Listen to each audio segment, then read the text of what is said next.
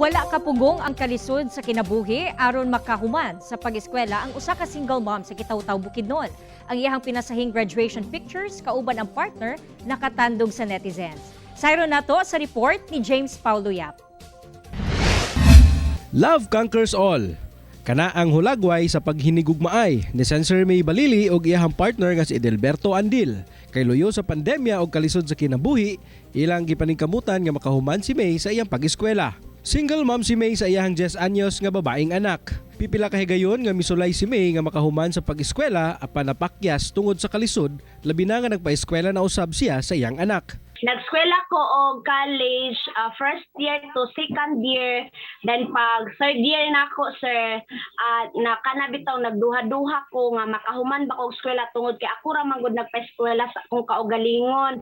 Then naapad jud akong anak, akong gisuportahan. Hantod nga nakarelasyon niya si Edelberto, usa ka konduktor sa bus, ug maoy nahimong instrumento aron makapadayon si May sa iyang pagtungha.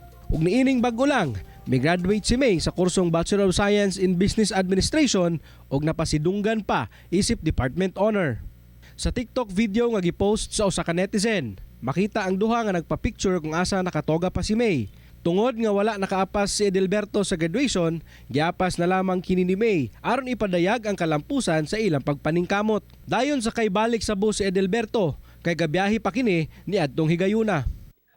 Nalipay o gayo. Sigbin na surprise na po ko. Na-surprise ka kay gipara ka ni ma'am. Oo.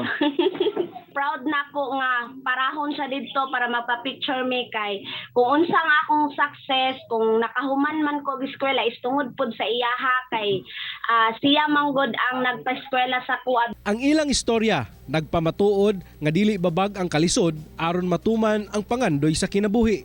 Basta adunay tiunay nga gugma ug suporta sa matag usa. Ako si James Paulo Yap para sa One Mindanao.